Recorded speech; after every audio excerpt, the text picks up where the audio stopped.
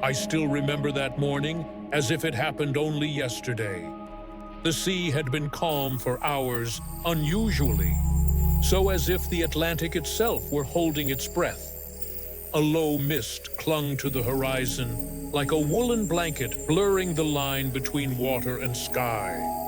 Then a shout cracked through the stillness land. It began as just a faint brown smudge in the distance, a promise more than a fact. But slowly, as our ship creaked forward, the outline of trees, tall and still, began to sharpen through the haze. We had made it. After months at sea, after salt rations and moldy bread, after storms that nearly tore us apart, we had reached the coast of what some were already calling the New World. My name is Thomas Ellery.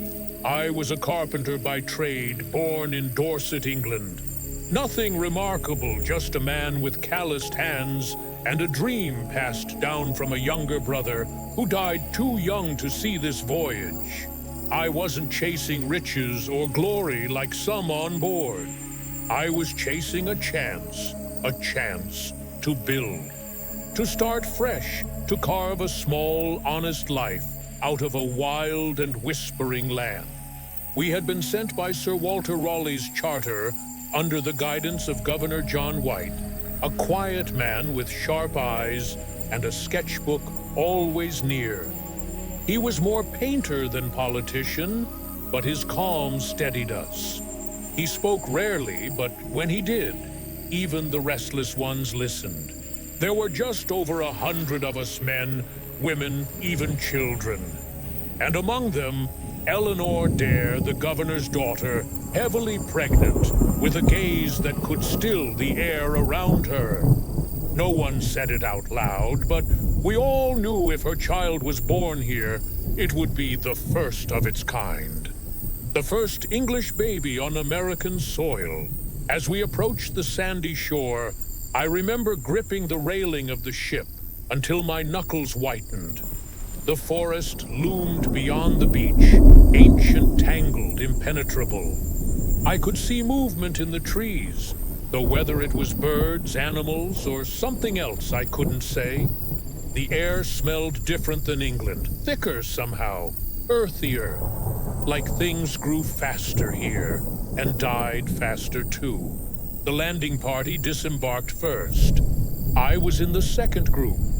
My boots touched the sand just before dusk, and I looked down to see my own footprints forming in virgin soil. It felt wrong almost to mark it, like stepping into someone's home without knocking. Roanoke Island lay quiet, too quiet. There had been a previous colony here, a group of men left in 1585. Their settlement, what was left of it, had the look of a place hastily abandoned. Some of the palisade walls still stood tilted and moss-covered like teeth from a buried beast. But no men, no graves, no letters carved in bark, just silence and a wind that carried the scent of pine and the faintest hint of smoke. We set up camp cautiously. Fires were kept small. At night I would lie on my back under the stars, trying to sleep to the rhythm of waves and distant owl cries. Some nights it sounded like the forest was breathing slow, patient, and not entirely welcoming. The CROATOAN people, the native inhabitants of nearby islands, had once been friendly to earlier expeditions, but something had shifted. Their visits were now rare, their glances sharper. Still, Governor White urged diplomacy. Gifts were exchanged, tobacco passed, smiles offered. But trust, that ran shallow. I spent my days helping construct shelter crude cabins at first, then stronger ones with thatched roofs. I carved a small wooden cross and hung it near my door. Not so much from piety, but from the need to believe someone, somewhere, might be watching over us. Food, however, was a constant concern. Our provisions were limited, and hunting yielded little. The forest was thick, game elusive. Fishing was better, but storms often churned the sea into madness. We began rationing. Tensions grew. Still, we had hope. That hope took shape one morning when a cry rang out from one of the cabins. I ran with others to see, and there she was. Eleanor, exhausted but glowing, cradling a tiny girl. Virginia Dare, the first English child born in America. Her name whispered through camp like a prayer. A sign, perhaps, that we were meant to stay. We didn't know then that hope would be the last thing we'd hold on to. We believed that Governor White would return soon, bearing ships full of food and aid. That was the plan. He would sail back to England, request resupply, and be home by spring. A few months at most. That's what he promised. But the sea and fate had other plans. Before he left, I helped him carve a message post, a tall wooden beam, near the main gate of the fort. If trouble comes, he had said, leave a carving, a sign, a word, anything. We all watched his ship disappear into the horizon. None of us, not even for a moment, believed he'd be gone for 3 years. The days after Governor White departed were quiet, too quiet. The kind of quiet that presses on your chest, that makes the hairs on the back of your neck lift when the wind dies. We tried to stay busy. We built, repaired, foraged. But in every task there was a shadow, something unsaid. We were alone, truly alone. Weeks passed. The mornings were still heavy with mist, and the nights darker than any I'd known in England. The moonlight struggled through the canopy, barely enough to find your way to the latrine without stumbling. I remember standing outside my cabin once, just before dawn, listening. There was a sound in the trees, not the usual rustle of raccoons or foxes. No, this was slower, measured, like someone or something was watching. I never saw anything, but I started keeping a knife near my bed after that. We rationed what we had, but supplies were fading fast. We ate dried peas until they turned our stomachs, then roots, then berries we weren't sure were safe. A child got sick from mushrooms once we buried her near the edge of the settlement, wrapped in a linen sheet and rosemary. Her name was Alice, I think, or Elsie. My memory blurs the names now. So many faded faces. The biggest threat wasn't just hunger. It was what hunger did to men's minds. There were arguments. Tempers flared over fishing spots, over accusations of hoarding. I caught a man, his name was Caleb, trying to break into our food cache one night. He had the eyes of a trapped animal, wide and wild. We didn't punish him harshly. We couldn't afford to lose hands. But from then on, we posted night watches. And that's when the noises started in earnest. They didn't come every night. Just enough to fray the edges of our nerves. A rhythmic knocking in the trees. Stones found lined up outside a cabin door in the morning. Once, a pig was found dead. No blood, no bite marks. Just still. Stiff, as if it had chosen to die standing up. The CROATOAN had stopped visiting entirely by then. Some said they were angry that we had offended them somehow. Others believed they had seen something, some omen, and had withdrawn to protect themselves. We sent out a few envoys with gifts. Only one returned. The others simply vanished. The survivor said little. He was trembling when he came back, eyes darting to the forest's edge.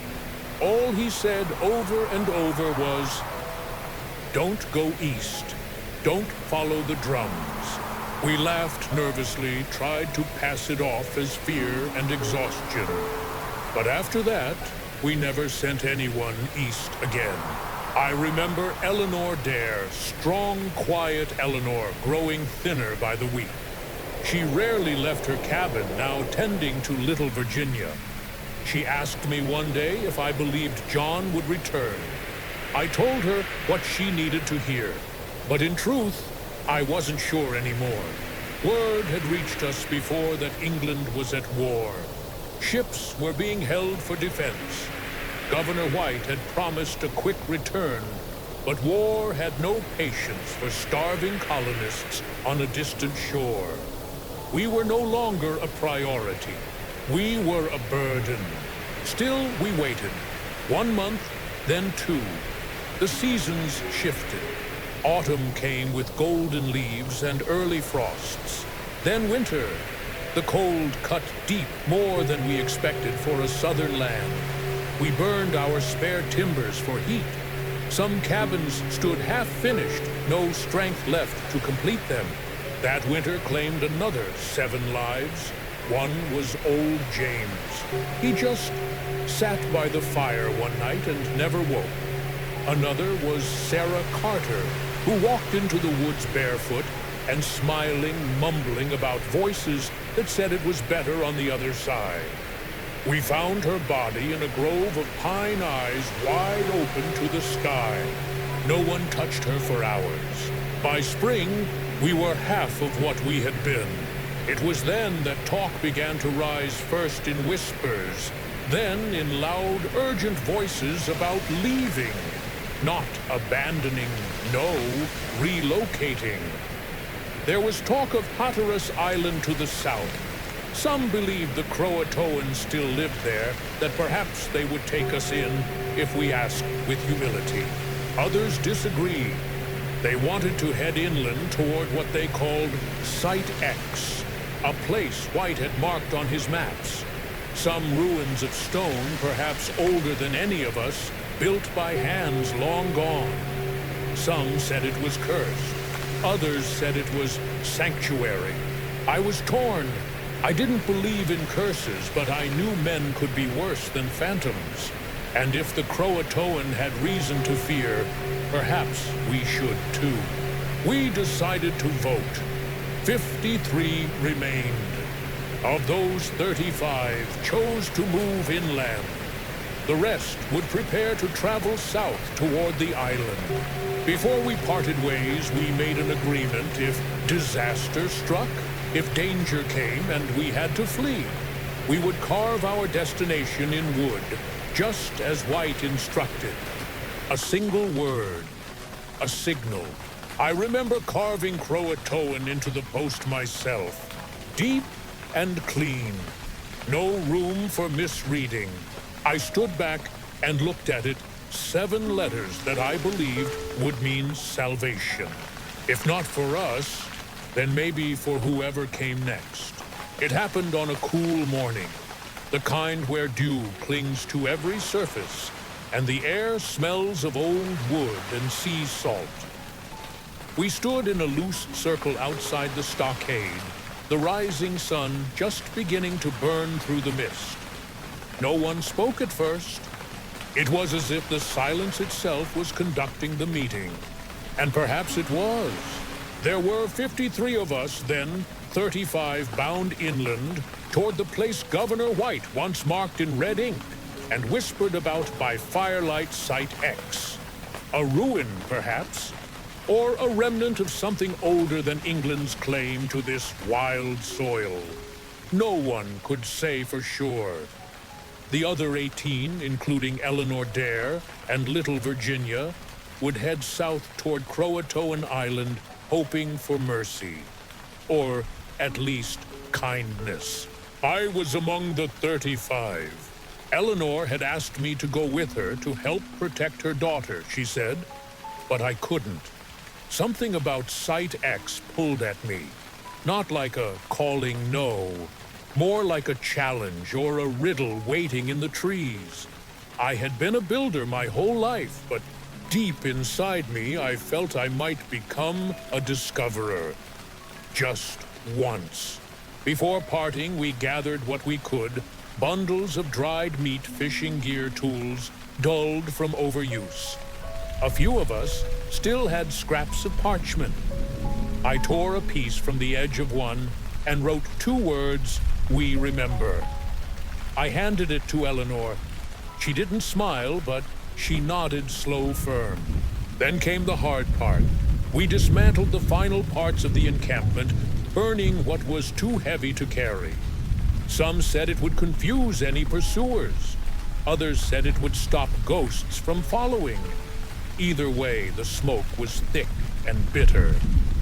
I watched the flames curl around the posts I'd helped raise nearly 2 years earlier. It felt like watching a part of myself fall.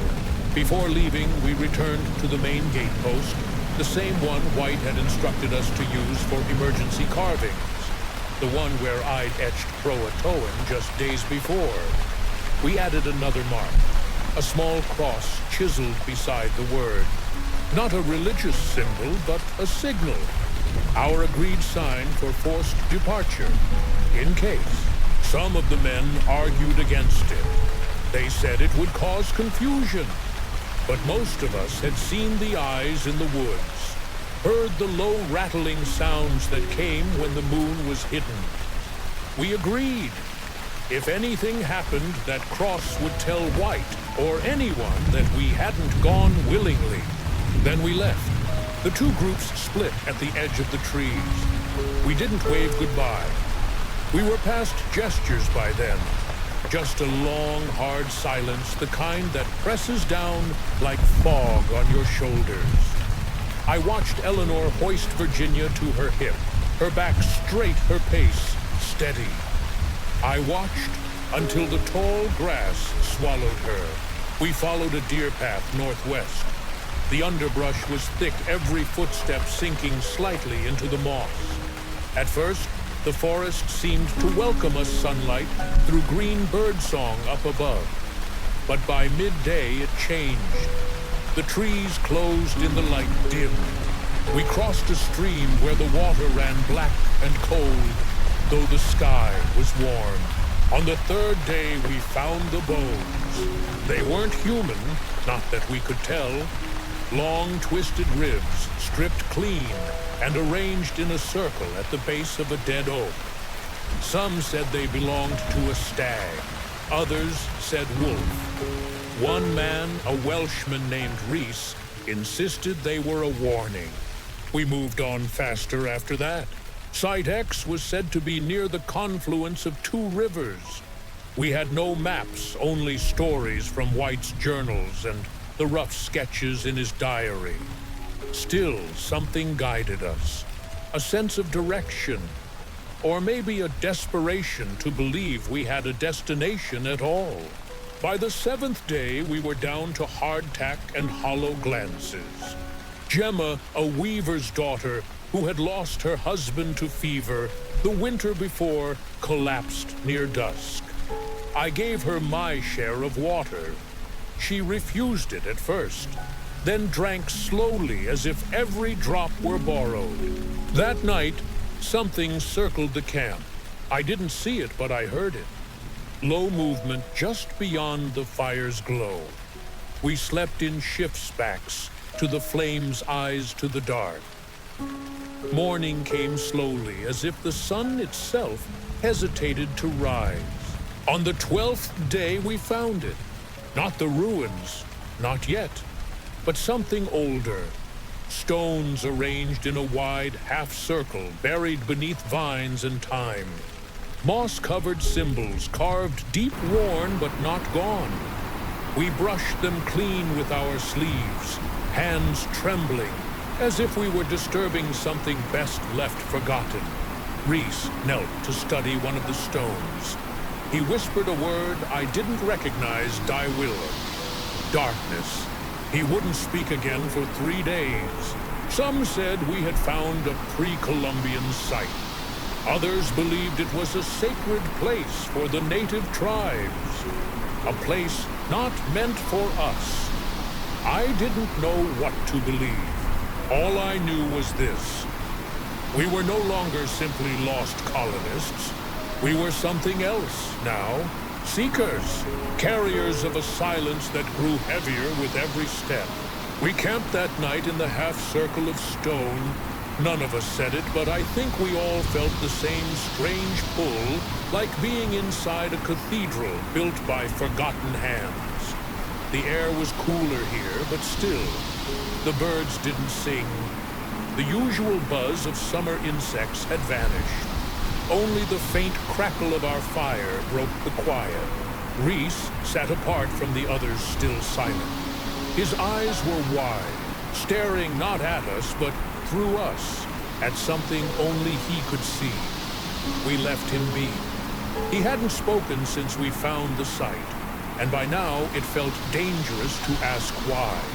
I sat close to the fire with Gemma and Thomas Brigg, the former blacksmith. His beard was patchy now, his arms thinner than I remembered. He spoke softly, as if loud words might wake something sleeping beneath the moss. "You ever see stones shaped like that?" he asked. I shook my head. "Not by English hands. That's for certain. The stones weren't large, about the size of a small man each, but they were smooth in a way that made my skin itch. Too round, too perfect. And the carvings, not letters, not runes, just spirals, some with sharp corners, others looping inward until your eye got lost in them. Someone had put thought into them. Or fear, maybe both. The next morning we explored farther.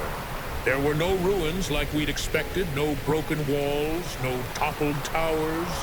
Just more stones scattered in strange intervals. Some were arranged in pairs, others in sets of 5, spaced evenly like the fingers of a buried hand. We walked among them quietly, marking each with charcoal on our rough map. It was Brigg who found the hollow. Just past a rise in the earth where the ground gave way into a shallow basin, hidden beneath centuries of leaves and debris, was a stone slab, flat, smooth, and stained with something that had long since faded from red to rust brown. It might have been an altar, or a table, or something older still. "Look," he whispered, "on the edge." And there, barely legible beneath a coat of moss, was a shape. Not quite a carving, more like an indentation. A handprint, 5 fingers splayed, but too long and deep, as if pressed in by force. Gemma touched it with her fingertips. "It's still warm," she said. No one replied. That night, the silence around us changed. It wasn't empty anymore. It was listening. We posted 2 guards. I took first shift with a man named Ellis. He was a quiet type, even before the hunger set in. We stood just beyond the firelight, spears in hand, staring into the dark. About halfway through the shift, Ellis tapped my arm and pointed. A flicker, no more than a second, moved between 2 trees. I turned, squinting, but saw nothing. No shape, no sound. Then the wind changed, and with it came a smell. Not rot, not death, something older. Damp stone, burnt ash, and something sweet underneath, like crushed berries left too long in the sun. The fire sputtered behind us. In the morning, Reese was gone. We searched the forest around camp for hours. No signs of struggle, no blood, no broken branches. Just his pack, sitting where he'd left it undisturbed. His sleeping roll still neatly folded. Briggs said it straight. He walked away. But where, Gemma asked, and why would he leave without his things? No one had an answer. We marked a tree with his name and date, using sap and charcoal. It was the best we could do. Then we gathered our gear and continued west. None of us said it, but I think we all knew Site X wasn't a place for sleep. We moved slower after that. Each night we took turns telling stories, trying to push the fear aside. Gemma told tales of old Dorset. I recited the sea legends my brother used to whisper during storms. Ghost ships, sea hags, bells ringing beneath the tide. But nothing matched the silence of the forest. On the 15th day, we found something new. A circle of stones half submerged in mud. But these were different, smaller, carved with strange geometric symbols. Piled in the center was a stack of feathers, black, shiny, arranged like a fan tips pointing outward. "What do you think it means?" someone asked. Brigg didn't hesitate. "It means stop." But we didn't. We couldn't. Not yet. Our food was nearly gone. Some of us had taken to chewing pine bark, hoping it would dull the hunger. It didn't, but it gave the illusion of doing something. The worst was the thirst. Water was scarce, and what we found was often brackish or bitter. We boiled what we could, filtered what we couldn't. That night, we drank from a stream we'd found near a cluster of birch trees. The next morning, 2 men awoke vomiting black liquid. One of them, Ellis, didn't stop. He was dead by dusk.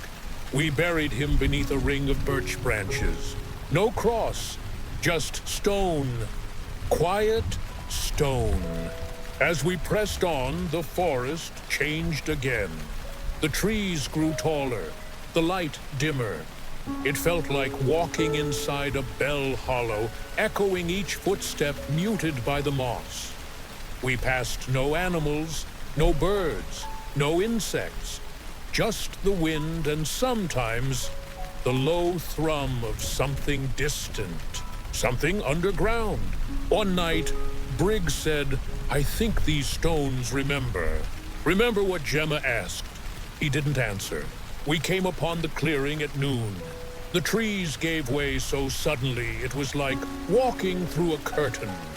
One step you were in the forest, damp, breathless, overgrown, and the next you were standing in silence beneath a sky too wide. The clearing was nearly circular grass, so short and pale it almost looked silver under the sun. And at its center, the stone. It was tall, nearly 7 feet, and narrow, standing upright like a sentinel. No moss clung to it, no lichen.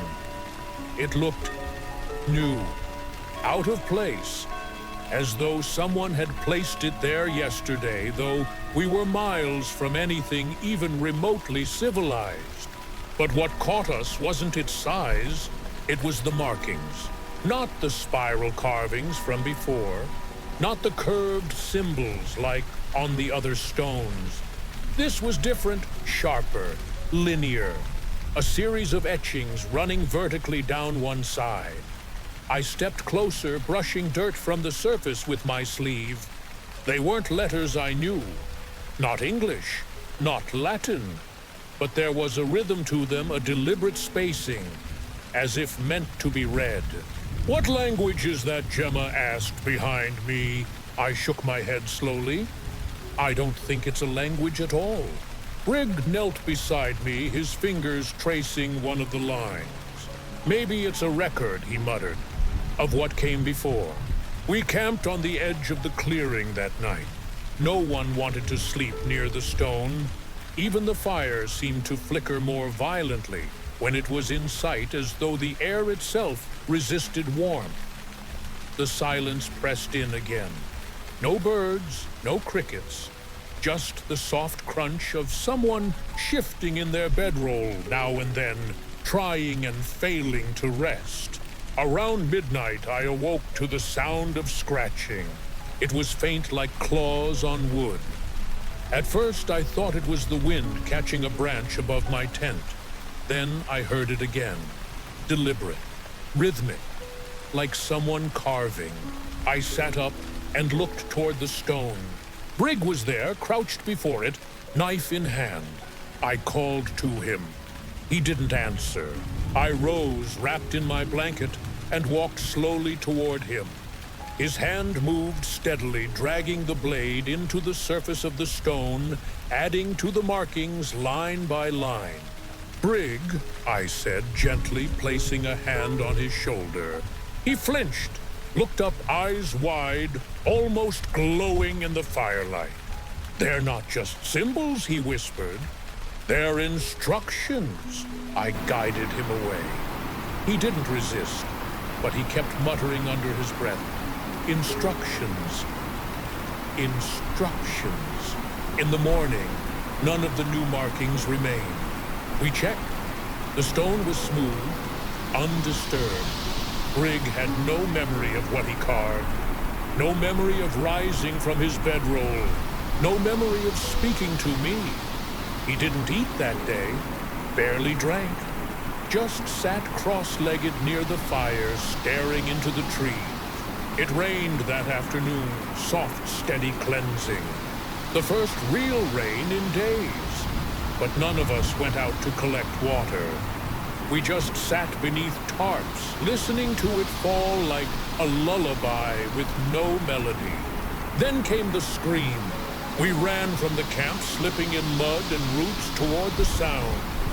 It came from the far side of the clearing beyond the tall grass. When we reached it, there was no one there. But in the center of the grass, footprints, deep, barefoot, human, but not from any of us. The toes were too long, the spacing too wide. Whatever made them had been running, and fast. We followed them to the edge of the woods. There, in the bark of a tall pine, was a carving. It wasn't ours, just 3 lines stacked like a ladder. Underneath, etched faintly in the grain, "We are still here." We left that place before dusk. Back in the forest, the air felt heavier, wet, like we were walking through breath. Every step sank deeper into the moss. Our packs weighed more, our minds frayed. Brig spoke only once the rest of the day. "It's a map," he said. "The stone. It's showing us the way back. Back to where I asked." He didn't answer. That night, I dreamed of the stone. But in my dream, it was broken, split clean in half as if struck by lightning. And inside it, coiled like a serpent, was a figure, not a man, not a beast, something in between, watching, smiling. When I awoke, my hands were dirty, as if I'd been digging. Beside me, buried halfway in the soil, was a feather, black, smooth, unbroken. We walked slower after that night, not because we were tired, though we were in a way that no sleep could fix, but because something had shifted. The woods no longer surrounded us. They observed us. It sounds mad, I know, but ask anyone who's ever lived in the wild long enough. You begin to feel it. Trees remember, the ground remembers. And when you're not welcome, it finds ways to whisper. We moved west, deeper into territory no one could name. The sun filtered through the canopy in long, cold fingers, and the wind never blew the same way twice. I began to mark trees as we passed little notches on the northern side, just to prove we weren't walking in circles. Sometimes we passed a mark I didn't remember carving. Sometimes the marks had moved. Gemma was the first to say it out loud. "It's following us." No one laughed. No one told her she was wrong. Brig, who had once been the loudest among us, now barely spoke. He carried the carved feather with him, wrapped in a scrap of linen tied with a bit of twine, and he muttered to it as we walked, like it was a compass or a warning. On the 6th day after the stone, we found the well. It stood alone, surrounded by no buildings, no fence, no path. Just a single circular wall of crumbling stone, maybe waist high. The stones were dry, sun-bleached with moss creeping up their sides, like fingers reaching for an answer. There was no bucket, no rope, just water black and motionless far below. "Should we drink from it?" someone asked. No one replied. I dropped a pebble in. It made no sound, no splash, just disappeared. That night, we set camp farther away than usual. But even then, we heard it. The sound of dripping.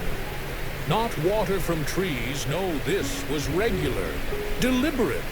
Like something inside the well was climbing one slow handhold at a time.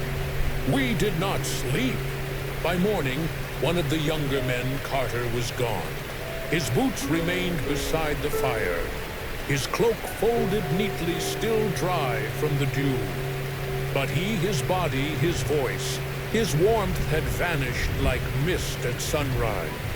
We searched again, shouted, fired a musket in the air. Nothing. But by the well pressed into the soft earth were his footprints, and only his. No sign of struggle, no second set of tracks, just one path, forward toward the edge of the stone, and nothing returning. Gemma cried for the first time since we left Roanoke. I didn't try to stop her. That evening we debated returning. Even Brigg considered it, but return to what A colony half abandoned, a coast empty of ships. The name CROATOAN still carved into the post with no one left to read it. We had come too far, and it felt as mad as it sounds that going back might be more dangerous than pressing on, because something wanted us here. That night around the fire, Gemma told a story. She said that when she was a child, her grandmother told her about spirits that lived in old forests, guardians she called them. They didn't harm people unless they were disrespected, unless someone built where they shouldn't, drank from sacred places, slept on soil meant for remembering. I looked across the fire at Brigg, clutching the feather. I thought of the stone with its vanishing marks, the altar, the prints that went nowhere. Maybe she whispered, "We're not the first ones who wandered here." And for the first time since we left Roanoke, I truly wondered if we were the lost ones, or the trespassers. That night I dreamed again. This time it wasn't the stone, it was a forest, taller, darker, stretching into a sky I didn't recognize. The stars above were wrong, arranged in spirals. I walked alone through the woods barefoot, and every tree had a face, not drawn, not carved, grown. Faces that watched, waited, blinked without eyelids. In the center of that dream stood a woman. She wore robes woven from moss and threadbare cloth, and her eyes were black as the well. She didn't speak. She just raised one hand, and in it was the feather. When I woke, my feet were muddy. The fire had gone out, and on my blanket, right at the edge, was another print. Not mine, not human. 3 toes, clawed. We left before sunrise. No one packed food. No one tied bundles. We simply walked, north, east.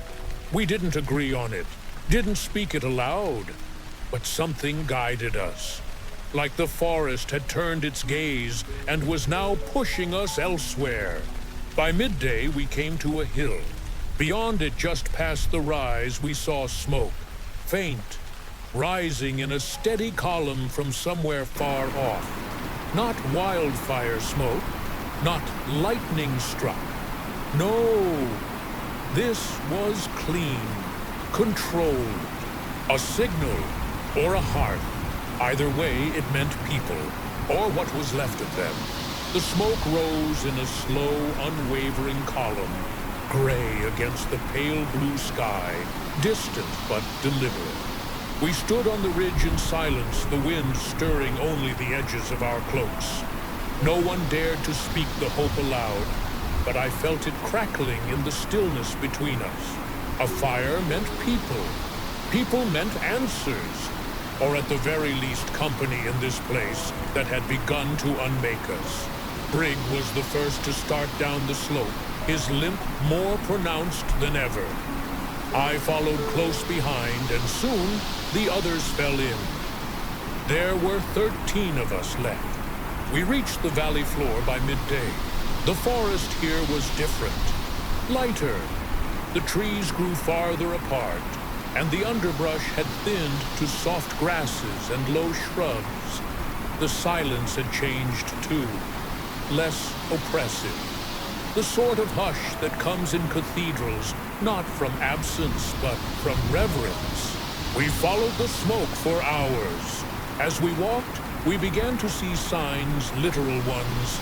Notched trees, stripped bark, small piles of stones stacked intentionally like waymarks. They reminded me of the cairns we used back home to mark buried kin. But these were untouched by weather, clean, recent.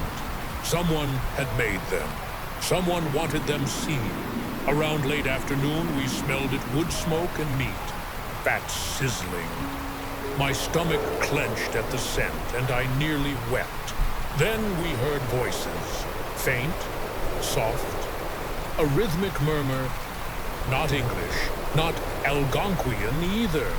A tongue none of us recognized, chanting almost, like a lullaby with no words. We crouched low behind a thicket and looked ahead. There, in a small clearing, stood a ring of huts woven from reeds and bark, arranged around a central fire. The smoke rose from a pit where meat roasted slowly on a spit. Figures moved about the fire, slow and purposeful. Faces hidden in hoods or veils. Some barefoot. Some adorned with feathers, beads, bones. Brig breathed the word none of us had dared say for days. CROATOAN, but I wasn't so sure. They looked like no tribe I had seen before. Their garments were too carefully stitched. Their movements too synchronized. There was no urgency, no children, no sound but the chant. Even the dogs, lean and silent, sat motionless at the edge of the light. "They know we're here," Gemma whispered. She was right. One of them, tall with pale cloth over their face, turned slowly toward our hiding place. Then another, and another. No movement, no sound, just faces shifting to meet us as if they had known our exact arrival time down to the minute. "We should go," I said, but we didn't move.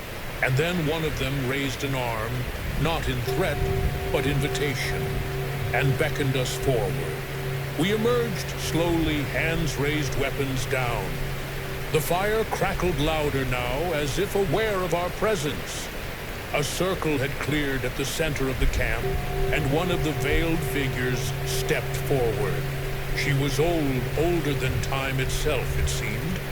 Her skin was the color of river stone, lined deep with the map of a life none of us could comprehend. Around her neck hung a talisman of twisted bone and copper wire.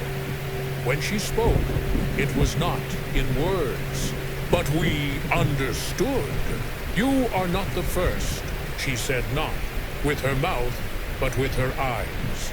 I stepped forward. "Are you CROATOAN?" She studied me. "No," came the answer, carried like wind across sand. "We are the ones who remember them." The fire shifted, grew, and in its flames we saw them brief images flickering like visions. A group of settlers tired and ragged. A child with bright eyes. The word CROATOAN carved into wood. And then stillness, emptiness, shadows moving behind trees. "They came," the woman whispered. "They left, but not all at once." "What happened to them?" Brig asked. A long pause. "They were taken," she said. "Not by us, by the land, by what lies beneath." The fire cracked loudly, a plume of smoke twisting upward. I stepped closer. "What lies beneath?" She did not answer. Instead, she turned and reached into a clay pot beside the fire. From it, she drew a scrap of fabric, tattered linen stained and sun-bleached. She offered it to me. I took it gently, and as I unfolded the cloth, I saw the initials embroidered at one corner. E.D. Eleanor Dare. Gemma gasped. I held the cloth like something sacred, like a note passed across time. The old woman watched me with something between pity and warning. She was here, I said. The woman nodded once. And the child. A long silence. She walked into the forest, the woman said, and the forest kept her. Behind us, the wind began to rise. The trees swayed not from breeze, but breath. The forest was waking. The forest stirred that night. We felt it in our bones before we heard a sound, before the fire dimmed, or the shadows crept closer. There was no storm, no wind, no predator's howl. But something had shifted again. The air grew heavier, almost liquid. Breathing felt like drinking fog. We stayed close to the fire, the veiled figures watching us in silence. No more chants, no more gestures. They had said what they came to say. Now, they waited. I sat with the cloth in my hands, E.D. Eleanor Dare. I had known her, shared tools, shared salt, watched her hold her child by firelight, humming broken lullabies. I had watched her weep once, just once, when she thought no one saw. And now all that remained of her was this fabric soft with age, and a whisper she walked into the forest. And the forest kept her. I asked the old woman again. Why did she go? The woman raised her eyes. Because she was called. It didn't make sense. Not yet. But something in me resisted the urge to question further. I felt for the first time in weeks that we were standing not in a mystery, but inside a story older than ourselves. One still being told. Gemma leaned close. Do you think she's still alive? Brigg answered before I could. Not alive, he murmured, but not dead either. The woman gestured toward the edge of the clearing. You must see, she said. We followed in silence. She led us beyond the circle of huts down a narrow path, choked by low vines and branches that hung like curtains. The moonlight barely filtered through the canopy, casting everything in shades of silver and shadow. After some distance, the forest opened again, this time into a grove. There, at its center, was a tree unlike any I'd seen before. It stood tall with bark black as coal and leaves that shimmered with a strange bluish light, even in darkness. Around its base, dozens of smaller plants grew in symmetrical rings, ferns, pale flowers, vines that never touched one another. Every root, every stone, every tendril seemed arranged, and at the base of the tree, half covered in moss and time, lay a figure. Not bones, not a corpse, but a form, curled, still. Eleanor, her face was turned away and her hair still golden, was woven with twigs and petals. Her dress had fused with the soil sleeves, laced in ivy skirt, tangled with leaves. Her skin was not lifeless, but not warm either.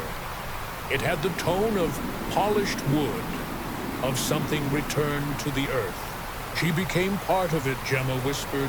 The forest absorbed her. No, said the woman. She chose. We stepped closer. There was something in Eleanor's hand, a bundle of cloth, tight and small. I knelt beside her. My hands trembled as I reached for it, half expecting her eyes to open. They didn't. The cloth unwrapped, slowly revealing a small wooden carving. A child, crude but unmistakable. A girl with arms outstretched. It was Virginia. She left this, I said. She left herself, said the woman behind me. And suddenly I understood. Eleanor had not fled, nor had she perished in despair. She had given herself to the forest in the oldest of ways in exchange. A mother's offering, a pact. She traded her life to save the child. The old woman nodded once. The child was taken, but not devoured, not destroyed. The forest took her as one of its own. Gemma sank to her knees. Then where is she? The answer came not in words, but in wind. It rose from the earth, spiraled through the trees, tugged at our sleeves. We turned to follow it, not with our feet, but with our senses. It seemed to call not our bodies, but our minds. Images rose, flickers in the corners of vision. A girl running barefoot through mist. A voice whispering lullabies in a tongue long buried. Eyes watching from branches. Hands small and pale touching bark. The forest breathing her in. She had become something new, something between. I stood slowly. So that's what happened to Roanoke, I said aloud. Not war, not disease, not starvation. The woman behind me completed the thought. They were remembered, and I realized she didn't mean remembered by history, not by journals or ships or crowns across the sea, but by the land. This place had not let them die. It had taken them apart, rewritten them, folded them into its roots and stones and wind. I turned to Brigg. His eyes were damp. How do we leave? We don't, he said, and I knew he was right. We didn't leave the grove. Not that night, not the next, maybe not ever, not in the way you'd expect. Our feet may have wandered elsewhere, but something in us stayed rooted beneath that dark-barked tree where Eleanor slept in a cradle of ivy and silence, where the air pulsed, not with sound, but with memory. We made camp at the edge of the grove, careful not to disturb the circle of plants around the tree. The veiled woman who led us, she never gave a name, remained with us for a time, though she never joined the fire or ate with us. She simply watched, as if waiting for the forest to decide. Gemma kept close to the tree. She began humming lullabies. Not English ones, something else. Soft syllables none of us recognized, but felt familiar in the bones. She didn't remember where she learned them. Maybe she hadn't. Maybe they had been waiting. Brigg changed too. He stopped limping. Began walking the perimeter of the grove each morning, barefoot, his eyes scanning the canopy as though reading something we couldn't see. The feather he once clutched now hung from his belt, a simple token, not a talisman. As for me, I wrote, on bark, on stone, on pieces of cloth. I didn't know who I was writing to, perhaps to John White if he ever returned, perhaps to the sea. But mostly I wrote so that when the last of my words dried up, something would remain. Because stories are seeds, and this place knew how to keep things that were planted. On the 7th evening, one of the other men, Timothy Crane, came to me in the dark.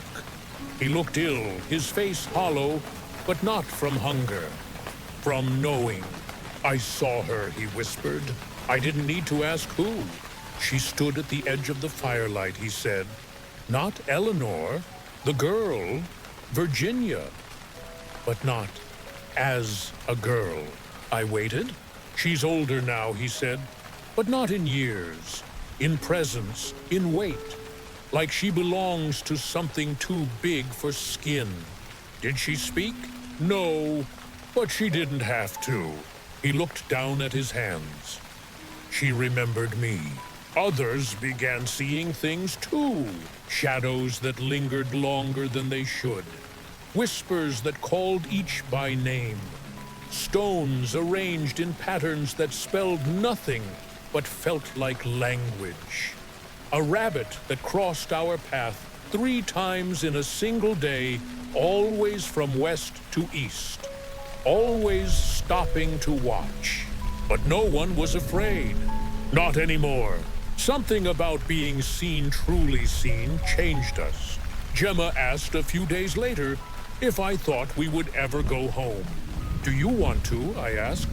She looked around the grove, the glowing leaves, the way the fire curled without smoke. "I think we already are." And I believed her. Then came the dream. We all shared it. One night, without knowing why, every one of us drifted to sleep as the fire burned low, and we dreamed not of home, not of ships, not of England, or white, or crowns, but of a circle of people standing beneath the dark tree. Hands joined, heads bowed. Above them the branches writhed like living things. A shape emerged from the bark part, child part, wind part. Something that never had a name. It looked at us with eyes the color of dawn, and it smiled, not with joy, not with cruelty, but with understanding, like it knew us, all of us, the ones who had stayed, the ones who had disappeared, the ones who would someday come again. When I woke, there was something heavy in my palm, a stone flat smooth with a perfect spiral etched into its face. I looked around. Everyone had one. We never spoke of the dream aloud, but none of us needed to. From that day on, we stopped counting the days. Later weeks, or maybe seasons, a small group of us chose to return to the coast. Not to leave, but to leave something behind. We carved new marks in the trees. We placed stones in patterns near the waterline. We cleaned the post near the ruined stockade and carved one last word, remembered, and beside it, not a cross, not a sign of loss, but a spiral, the same spiral as the stone. We did not vanish. We did not die. We were not taken. We simply became part of something older, something that does not need explanation, only presence. The forest did not consume us. It welcomed us. It gave us names we'd never known we needed. And it kept us, as it always does, quietly. They say the sea forgets nothing. But when John White finally stepped onto the sands of Roanoke once again, 3 years after he left it, he was met with a silence that suggested the land had chosen to forget him. It was the summer of 1590. The waves lapped against the hull of his small returning vessel more gently than they had years earlier. But his heart beat with dread. The salt stung more now, not from the wind, but from the weight of guilt that had accumulated in the space between his departure and this moment. He should have returned sooner. He had promised. The Armada had delayed him, yes. Politics, war. But none of those made his daughter less gone. None of them excused 3 years of absence. As the boat grounded in the soft gray sand, he didn't wait for the others to help. He stepped off himself, boots sinking slightly with each determined stride. Behind him, the men whispered. Ahead of him, the island waited. The stockade was still there, mostly. It had fallen in places, weather-worn and overgrown, but parts of the walls still stood jutting out like broken ribs from the soil. Inside, the buildings were gone. No smoke, no voices, no footsteps in the mud, but no signs of struggle either. White searched first for graves, found none. He called out, "Eleanor." Then again, "Virginia." The trees echoed back softly, but gave no answers. It was then that he saw it, the post at the entrance to the settlement. Once carved with the crude marks of early construction, it now bore a single deliberate word, CROATOAN, carved deep. No sign of haste, no distress. White staggered forward, heart caught somewhere between hope and fear. He had left instructions if they were forced to leave. They were to carve a sign, and if danger had compelled them, a cross beside it. But there was no cross, only the word, CROATOAN. He stared at it for a long time longer than the others dared approach. When finally they did, he turned slowly to them. "They're not dead," he said. "Not yet." That evening, as the sun bled across the sky in streaks of coral and ash, White and his men searched what remained. They found personal effects scattered but undisturbed. Cooking stones, an old boot, a child's broken doll carved of wood and missing one eye, a rusted needle buried in the ash of what had once been a heart. But no bones, no blood, no signs of violence. It was a departure, not a massacre. And that frightened White more, because where had they gone? CROATOAN was a nearby island. He knew it, had visited it before. Its people had once been allies, kind, generous. If the colonists had gone there willingly, there was hope. But that hope would soon be crushed by the sea. The following morning, they attempted to sail south. But the storm rose before noon, sudden and merciless. Wind howled like prophecy. Waves shattered one of the smaller boats against the rocks. They turned back terrified of losing everything. The captain refused another attempt. White pleaded, demanded. But it was no use. The sea had spoken. CROATOAN would remain out of reach. Back in England, White wrote what he knew. He described the carved word, the lack of bodies, the absence of distress. He theorized, speculated, but no one believed the colony still lived. The public wanted answers. He had none, only a whisper, only a word etched into weathered wood. CROATOAN. White died a few years later, never learning what became of his daughter or granddaughter. His journals, detailed and full of sketches, were passed along and buried in archives. Most read them with interest, but not belief. The mystery became history, and then folklore. But the forest remembers, even now, centuries later. If you stand in the right grove at dusk, when the light falls just right across the moss, and the air hums low with wind, you might feel it. The stillness, the memory, a flicker in the corner of your vision, a barefoot child's laughter from nowhere. And if you listen closely, very closely, you might hear a word spoken not aloud, but through the trees themselves. We are still here. They say the trees on Roanoke whisper at night.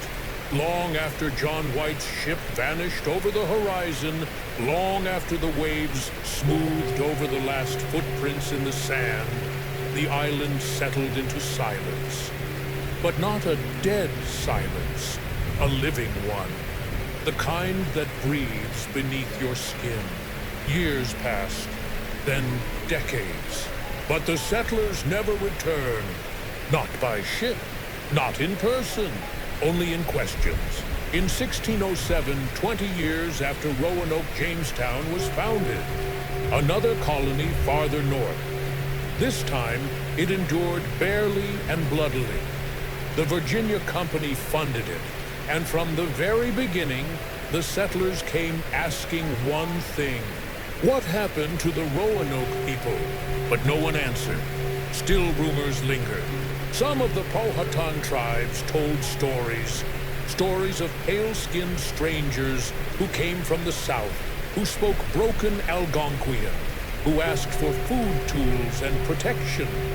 Others told darker tales of villages destroyed not by Europeans, but by something that came from the forests. Something that walked on two legs but did not speak. That listened more than it hunted. The name CROATOAN faded from the lips of the living and echoed into something else, something deeper. In 1610, a small expedition from Jamestown ventured south toward the Carolina coast, searching for clues. Their journals survive. One entry reads, "We came upon an island wherein the trees bore marks not of blade, but of flame. Etchings burned into bark, smooth and round, like the works of monks, yet no hands were found near. The fire was cold, the ashes fresh." Another journal noted strange cairns, stacked stones wrapped in vines, each with feathers tied around them in perfect spirals. At the center of one, a child's shoe. The men turned back after that. They never spoke of what they saw. Centuries rolled forward. The forests thickened, the earth swallowed, but the name remained. CROATOAN. It appeared again in 1888, carved into a post in a logging camp outside Buxton, North Carolina. The post stood beside an empty cabin. Inside, 4 unmade beds, dinner untouched on the table, and no one in sight. Gone. The story made newspapers for a time, then faded. It appeared again in 1937 in a hotel room in New Orleans. The word was scrawled in charcoal on the mirror, and no one could explain how it got there. The man who had stayed in the room had disappeared. His belongings remained, even his passport, but not his voice, not his name. Gone! And still, the forests of the Outer Banks remained. Wilder, older. They say if you stand at the edge of the woods on Roanoke Island at dusk, when the light bends through the branches like cathedral glass, and place your hand on the bark of a certain tree, you can feel it hum, like a voice half-formed, like breath beneath the rings. Some call it a trick of the wind. Others say the settlers never died, that they simply walked into the trees and changed. Not ghosts, not spirits. Something stranger, something that remembers. There was a woman in the early 1900s, Annabelle from Norfolk, who claimed to have spoken to one of them. She was a school teacher known for her quiet life and love of bird watching. One summer, while hiking alone through the thickets west of Monteo, she claimed she saw a young girl standing still beneath a tree. The girl was barefoot, pale, her eyes too dark for her face. Her dress was woven from reeds and stitched leaves, but her smile was gentle. Anna swore the child spoke a single sentence. "My name is Virginia." Of course, no one believed her, but Anna never taught again. She moved inland far from any forest and left behind only one letter written to a cousin in Maryland. "She is still there," the letter read, "and she remembers me." To this day, visitors leave offerings near certain trees on Roanoke Island. They don't announce them. They don't explain them. A carved doll, a pair of shoes, a feather dipped in ash, and always quietly etched into bark or stone, the same symbol, a spiral. Sometimes small, sometimes no larger than a coin, but always there, waiting. They say the spiral is not a symbol of fear. It's a sign of memory, of continuity, not a tombstone, a door. And those who pass through it, they are never lost, just remembered differently. The first time someone found the spiral in the sand, it was mistaken for a trick of the tide. It had appeared overnight, etched delicately in the dunes just east of where the Roanoke settlement had once stood. Nearly 6 feet across, it had no clear beginning or end, just a continuous curve winding inward like a question never meant to be answered. At first, locals blamed the wind, or a prank. But then, it appeared again, and again, always in the same place, always after a full moon, always untouched by birds or crabs or human footprints. A park ranger named Tom Hensley was the first to photograph it in 1962. He was a quiet man nearing retirement with a fondness for black coffee and crossword puzzles. He didn't believe in ghosts or myths, but that morning as he stepped onto the dunes at sunrise, he stopped in his tracks. The sand glowed faintly gold, and there, unmistakable, was the spiral, etched cleanly with perfect symmetry. No tools, no tracks, just pattern. He walked a full circle around it, took 12 photographs, even placed a ruler beside it. But the moment he turned his back, the wind rose, and by the time he returned, minutes later, the spiral was gone. Not blown, not buried, gone. Locals started calling it the Roanoke Mark. Some said it was the forest reaching out toward the sea. Others believed it was the colony itself, trying to finish the story it never got to tell. One woman swore that when she stood in the center of the spiral, she could hear her own name whispered back to her, though no one was around. One man fainted while standing inside it. When he awoke, he said, "She touched my shoulder." He couldn't say who. Historians dismissed it as superstition. Sand shifts, wind draws curves. People see what they want to see. But artists came, and writers, and eventually pilgrims of a different kind. They brought stones wrapped in string, pieces of old maps, tiny carved figures, children's shoes, bits of cloth embroidered with initials. Most of these tokens were buried in the dunes, left behind without ceremony. And always someone redrew the spiral. No one claimed to own it, but no one disrespected it either. It became sacred in a quiet way, like the hush of a church after service. In 1989, a woman named Harriet Glass wrote an article about it for a coastal folklore journal. She described her visit, her unease, and the strange heat she felt while standing at the spiral's center, even on a cold day. She wrote, "It's not a place you visit. It's a place that visits you. You don't come back with answers. You come back with questions you didn't know you had." That line stuck with people. By the next summer, dozens had arrived to find the spiral. Some left disappointed. Others never spoke of what they saw. A few never came back at all. The spiral stopped appearing in 2001.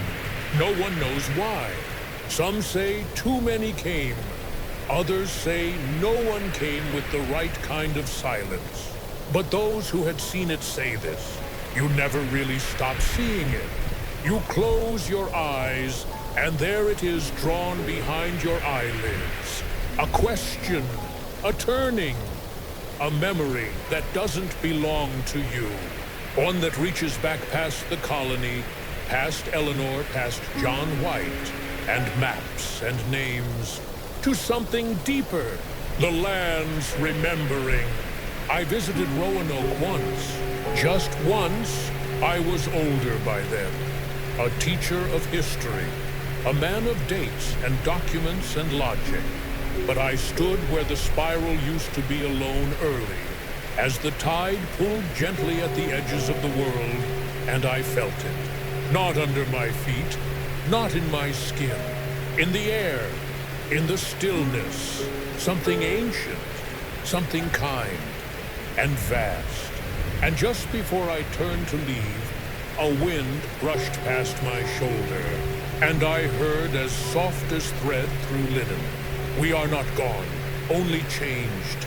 There's a story passed quietly among archivists, keepers of old papers, forgotten maps and letters with faded seals. It concerns a drawing, not a map at first glance, not even labeled.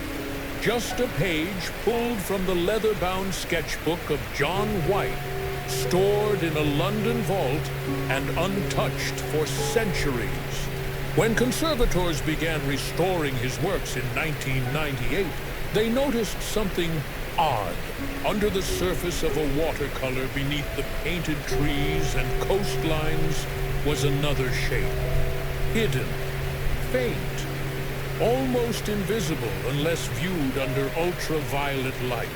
A blue star, not decorative, not natural, deliberate, and near it a second shape, a spiral.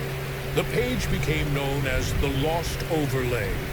It had no title, no coordinates, but when scholars traced the outline, they realized the spiral matched the curves of the Albemarle Sound, only inverted like a mirrored memory of the coast. At its center, the blue star. No notes, no explanation, only a symbol placed just off the edge of where Roanoke had stood, like a correction or a secret. The star didn't mark any known structure, no ruins, no fort. But one pale smudge nearby, a gray-green stain, was later tested. Ash. Someone had burned through the page and then painted over it. In 2003, Dr. Eliza Byrne, a cartographer from Edinburgh, published an obscure article proposing the spiral and star were not navigation tools, but a code, an internal compass meant not for ships or travelers, but for people who stayed. She called it the map beneath the skin. Her theory was simple but unsettling. If the colony was absorbed by the land not lost, but rerouted, then perhaps they left their trail not in miles, but in moments. Impressions, shapes, symbols passed through dreams and generations. A hidden map she wrote not of the island, but of those who became part of it. Her colleagues dismissed her, called it poetry, not science. But the ones who had been to the spiral, they understood. That same year, a man named Jonathan Rells came forward with a scar. He'd never heard of Dr. Byrne. He wasn't a historian. He lived in a cabin north of Kill Devil Hills and made his living crafting instruments from driftwood. But one night, during an interview with a local folklorist, he unbuttoned his sleeve and showed his forearm. There, etched faintly into the skin, was a spiral. Not inked, not carved, raised like a memory the body couldn't forget. He claimed he'd never been tattooed, never injured there. It had simply appeared one summer after he camped alone near the ruins of Fort Rowley. It's not just a mark, he said. It's a key to what he never said. A month later, he vanished. Dr. Byrne returned to the island in the winter of 2006. She walked alone, carrying only a small pack, a replica of the John White sketch, and a notebook filled with dreams she'd written down since she began her study. Each dream began the same. A child's voice whispering, "We left the doors open." Each dream ended in a grove with spiral shadows on the forest floor, lit not by sunlight, but by something cooler, pale blue, the color of old flame. She was last seen near the north end of the island, walking toward the tree line just before dusk. Her pack was found 3 days later, dry, untouched. Inside were 2 feathers, a broken compass, and her final note. They didn't vanish, they walked inward. And we've been walking in circles ever since. The John White page remains in the British Museum archive, but now it's behind glass, labeled Cartographic Fragment 16th Century. No mention of spirals, no mention of stars. Just a footnote, unidentified overlay, possibly symbolic. But those who stand long enough before it say the paper feels warm, that it hums, that if you touch the glass at the center of the spiral, you'll feel your own pulse quicken, as if something within the map is breathing with you, waiting. In the basement archives of a crumbling estate in Devon, England, a trunk was discovered in 1947. It had belonged to a man named Thomas Ellery. His name appeared nowhere in official records, no mention in the Roanoke Charter, no line in the rolls of passengers. But inside the trunk were letters, dozens of them, addressed to people who by then had been dead for centuries.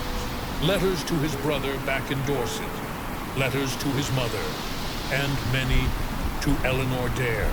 None had been posted, all written in the same careful hand, their parchment browned and fragile, tied together with ribbon and twine and strands of dried grass. What puzzled historians most wasn't just the content, but the ink. It shimmered faintly blue, and when exposed to light, it pulsed. The first letter was dated December 1587, just months after the departure of Governor John White. In it, Ellery wrote, "We remain, though thinned by wind and time. Eleanor is quiet. Briggs sees things in the trees. I fear I am writing this more for the soil than for your hands. They say if you speak gently, the land listens. I spoke once, and it spoke back." Many of the letters read like journal entries or confessions. They grew stranger the further they continued. One noted, "I dreamed of doors beneath the roots, not built by hands, but grown. I do not think we are meant to open them, yet somehow we already have." Another simply said, "Eleanor sang last night, not to the child, but to the stone." It answered. Among the bundle was a single page, unlike the others, not folded, not signed. It was written in spirals, the lines curling inward tighter and tighter until they disappeared into a dot. The ink was darker here, thicker, as though the tip of the pen had hovered too long, as though it had drilled its way through. But beneath the spiral, in the faintest of strokes, were 6 words. This letter was not for you. Scholars dismissed the find. Too coincidental, too poetic. Likely a fabrication, they said. A literary hoax tucked into old wood. A prank by a grieving heir. But the ink defied analysis. It wasn't iron gall, not oak-based. It reacted to heat like sap and to salt like blood. And beneath magnification, it contained what chemists called organic movement, meaning it had not dried completely, even after hundreds of years, as though the ink was still thinking. The letters were eventually boxed and filed under unverified colonial documents, stored in a climate-controlled room with no windows and very little light. But now and then, a staff member swore they heard something in that room. Not a sound exactly, more like a voice remembering its shape, a rhythm, a pattern, a child saying a name they've only heard in dreams. In 2008, a researcher named Ellen Dorr began studying the Ellery letters. She believed the language, while written in English, contained coded repetition, almost like chanting. She began humming the words aloud. Late one night in the library at Cambridge, she read a passage under her breath. A passage from one of Ellery's final letters. "I asked the tree what we became.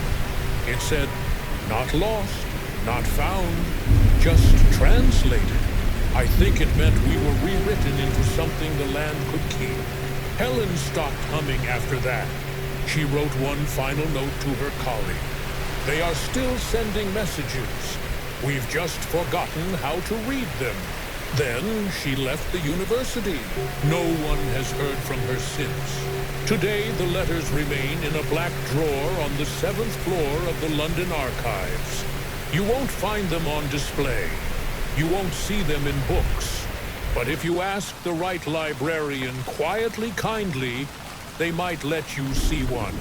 You must read it slowly, aloud, and only once.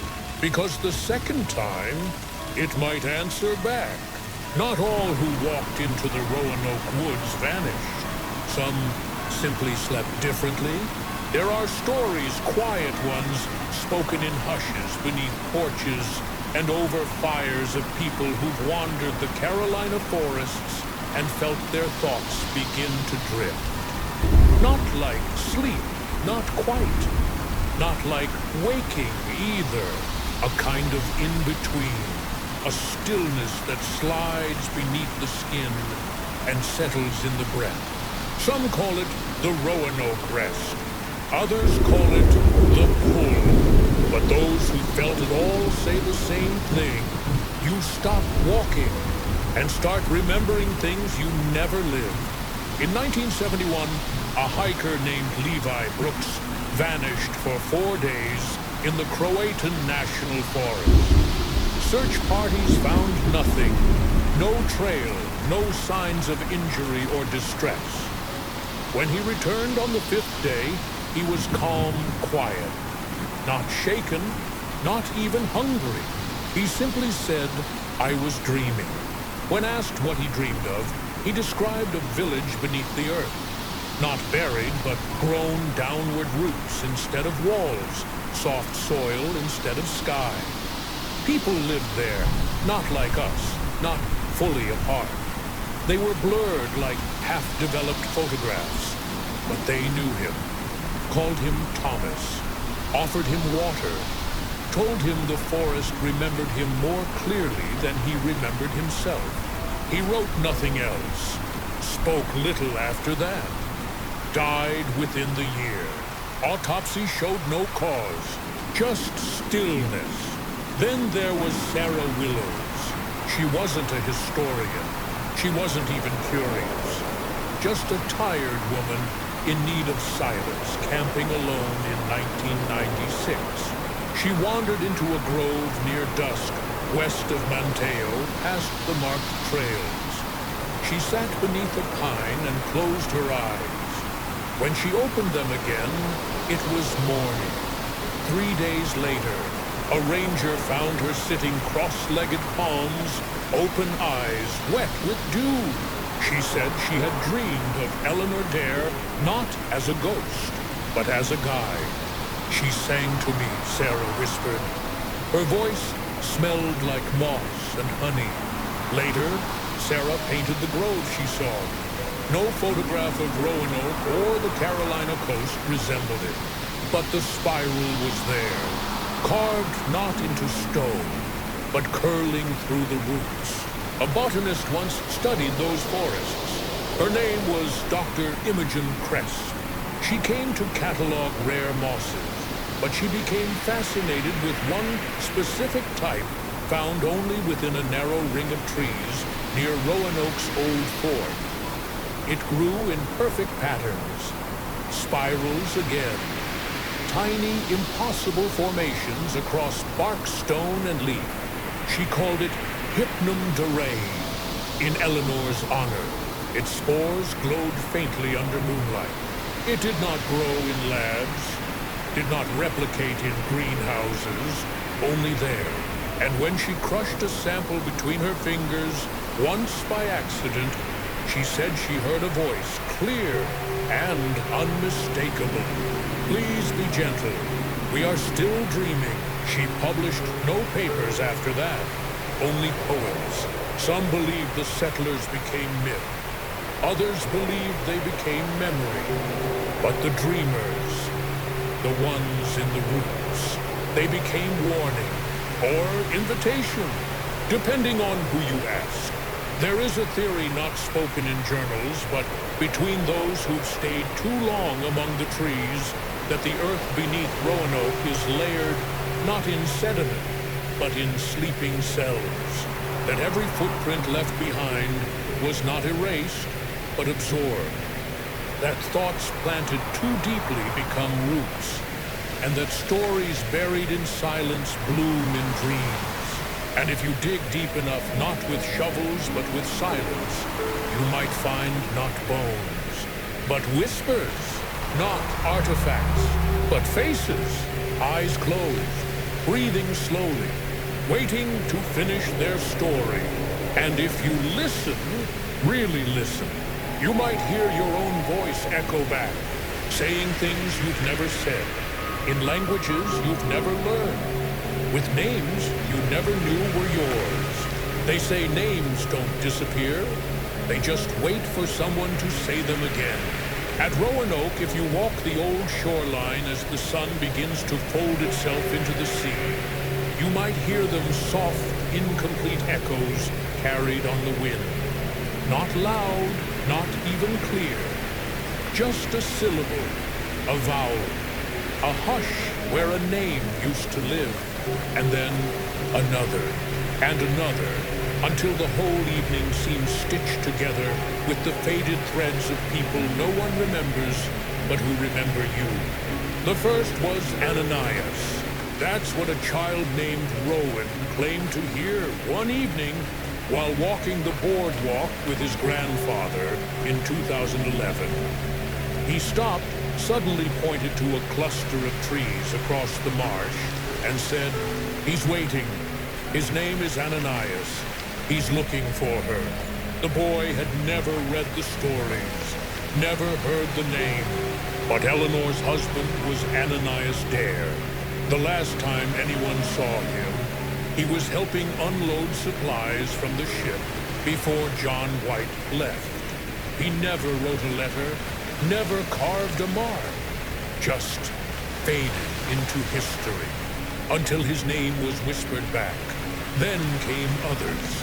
A couple camping west of Fort Raleigh claimed they heard a girl's laughter just after sunset, followed by a whisper low and careful directly in their ears. Virginia. The name rose with the mist, not screamed, not even mournful, just present, like a hand brushed gently across time. Sometimes the names arrive in dreams. A historian named Mark Weller wrote that he dreamed of standing in a clearing surrounded by fog. Dozens of people gathered around him, none speaking, just watching. One by one, they stepped forward and placed something at his feet. A button, a coin, a feather. Each time a name passed through his thoughts like breath. Agnes, Christopher, Mary. He woke with the taste of salt in his mouth. There are names that have never been recorded, that don't exist on any ship manifest or colonial ledger, but they come back again and again, in the margins of notebooks, in the blurred ink of dream journals, in whispers through window screens, just after the last bird has gone quiet. Issa, Tomlin, Eleora, Rutan. No one can explain them, but no one forgets them either. Names hold weight, not just meaning, but gravity. They tether a person to place, to memory, to the shape of the world they once walked. And when a name is spoken with intention, especially at Roanoke, it doesn't simply echo, it awakens. Visitors sometimes report strange moments at twilight. The temperature drops, the wind lifts, and they feel not alone, but accompanied. Not watched exactly, more like recognized.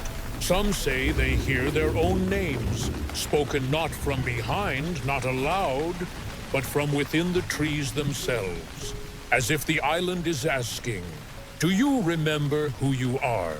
And for a brief moment, you do. Not your birth name, not the name on your passport, but the one the land remembers. The name beneath the name. Roanoke is not empty. It is not erased. It is echoing. And those echoes are names carried not by voice, but by root, by river, by feather. They are the colony. They are the myth. They are the lullaby. And when dusk comes, they return. Not to haunt, not to scare, but to be known again. To be real again. For just one breath, just one twilight. You are not alone. You never were. Not all land forgets. Some places listen. And Roanoke always has.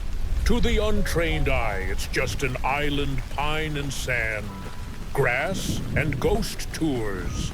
A patch of green history sown along the edge of North Carolina's memory. But if you stand still enough, if you hush the noise in your head, and let your breath sink with the tide, something happens. The island leans closer. It doesn't speak with words. It doesn't need to. It listens.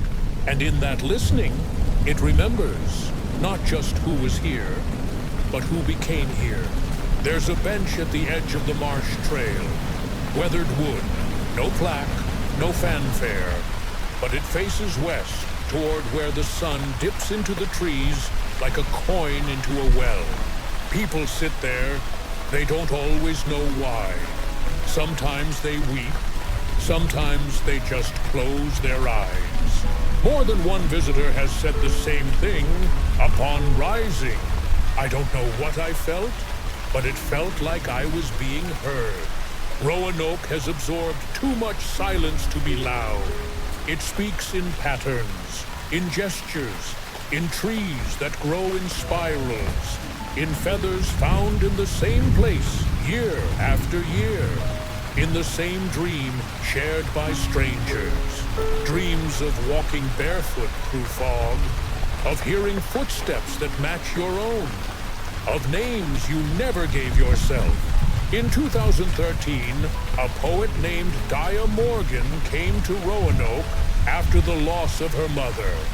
Not for research, not for healing. Just to be somewhere quiet. She brought one suitcase, a notebook, and a stone from her mother's garden. She wrote nothing for 6 days. Then on the 7th, she filled her notebook with a single long poem. No punctuation, no breaks. Just flowing verse written by candlelight beginning. The trees knew I was lying when I said I came alone.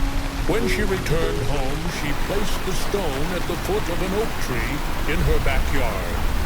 6 months later, a spiral of moss bloomed around it. She never mowed it. She called it the listening place. Roanoke does not offer answers. It offers resonance. It doesn't ask you to solve it. It asks you to sit with it, to walk among what remains, to feel the gravity of the unspoken, to know, even if just for a breath, that silence is not emptiness. It's invitation.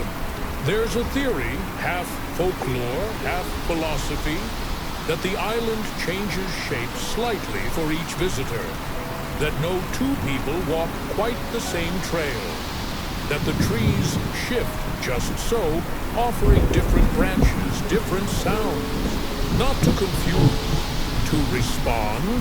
The forest, after all, has grown with the memories of those it holds. Some say the very soil is layered with echo, that each footfall gently stirs the names that sleep below. That's why some shoes stick, why some hearts flutter, why some people find feathers they didn't drop, and songs they didn't know they knew. And still, the spiral endures, not always seen, rarely photographed, but felt, in every curve of shoreline, in the pattern of wind-blown leaves, in the way you start a thought and forget what you were saying halfway through, because the island has already finished it for you. Roanoke doesn't need to be solved. It needs to be kept company, and that, perhaps, is the truest answer of all. That the colony did not disappear, that it was never truly lost, that it merely fell into rhythm with a place that prefers presence to permanence, a place that still listens, even now, even tonight, even as your eyes begin to close. If you ask the land, it will not tell you where we went, but it will show you, in the hush between wind gusts, in the hum of pine needles brushing one another, in the low, steady rhythm of water threading through root and stone. We were not taken. We did not vanish. We were simply absorbed. And if that frightens you, it shouldn't. There are worse fates than becoming part of something that remembers your name. We came here as settlers, as mothers, fathers, dreamers, doubters. We brought tools, fears, hopes heavy with salt. We built fires, we told stories, we carved signs and left trails. And when the ships didn't return, we looked inward. Some of us to the forest, some of us to the sea, some of us to silence. We didn't all choose the same path, but the island accepted each of us. And in return, we gave ourselves. Some became wind, their names caught in tree bark. Some became stone, stacked quietly in rings along the creek bed. Others walk still between your footfalls, just a second behind you, never ahead. And some rest deep in the roots, not buried, not bound, just dreaming, waiting for you to sit, to be still long enough to listen. And when you do, you'll hear them, us, because we were never lost. We just moved differently. We learned to echo instead of speak, to bloom instead of shout, to become myth, yes, but only because the truth was quieter than history could record. You know us, in your dreams of spiral paths, in your instinct to whisper at the edge of the forest, in the way your breath slows when you step into deep shade. You've felt the pull. You've seen the marks on trees in sand, in the corners of your sleep. That is not coincidence. It is invitation. We are not gone. We are the rustle of leaves where no breeze has touched. We are the flicker in your peripheral vision just before dusk. We are the memory that doesn't belong to you, but makes you ache anyway. And when your voice trembles on a name, you didn't mean to speak Virginia. Eleanor, Thomas, Issa, your own whispered like a spell. We answered, not loudly, but warmly, because you remembered us. And in doing so, you became part of us. Just for a moment, just long enough. So sleep now, let the spiral carry you inward. Not lost, not found, just translated. Let the island listen to your breathing and know that it understands. It always has. And when morning comes, if you rise gently and step into the light, leave no mark. We'll remember for you. If you're still here, still listening, still awake, this part isn't really about Roanoke anymore. It's about you. And a little bit about me. And the way stories, even the unfinished ones, seem to know how to find us when we need them most. I've spent a long time wandering through the mystery of that vanished colony. Through trees that remember. Through names whispered by wind. Through spirals drawn in sand. But somewhere along the way, I realized this story isn't really about disappearance. It's about transformation and silence and the quiet, tender ache of not being forgotten. We all vanish a little, don't we? Between emails and errands, between goodbyes and birthdays we almost forgot. between the person we meant to become and the one we see in the mirror late at night. Some vanish slowly, some vanish loudly. Most vanish without anyone noticing. And yet, even the lost leave traces. A photo tucked in a book. A melody we hum but don't remember learning. A handprint in the dust of somewhere we once called home. And maybe that's what Roanoke really was. Not a mystery to be solved, but a reminder. We don't need to last forever to be real. We just need to be felt. You've made it through the entire story. That says something. Maybe you're the kind of person who follows things through to the end. Maybe you're tired but curious. Maybe you just couldn't sleep, and this was your anchor. Whatever brought you here, I'm glad you stayed. And if no one said this to you today, let me say it now. You matter, even if your name isn't in history books. Even if your days feel quiet. Even if your thoughts are messy or lost or a little heavy lately. You are not forgotten. You are remembered in small ways, in strange places. Like a feather found in the doorway, like a name carved into an old tree, like the hush between the final word of a story and the breath you take afterward. Sometimes I wonder who will remember us, not for our achievements, not for our mistakes, but just for the fact that we were here, that we felt things deeply, that we laughed at the wrong times, that we stared at the stars and wondered if someone somewhere was staring back. Maybe no one will, but then again, maybe someone like you will sit beside a campfire one night, or walk the edge of a forest, or close your eyes to the sound of rain tapping a window, and remember this story. Not every word, just the feeling, the spiral, the silence, the warmth of being witnessed. So here's my small gift to you before you drift away. Let the island hold your worries tonight. Let the trees carry your name gently through the dark. Let the soft echo of the waves remind you that even if the world forgets to check in on you, sometimes you are still part of the story. And you always will be. Not because you are loud, not because you left marks behind, but because somewhere your stillness took root. And that is enough. Now if your eyes are getting heavy, good. You've earned that rest.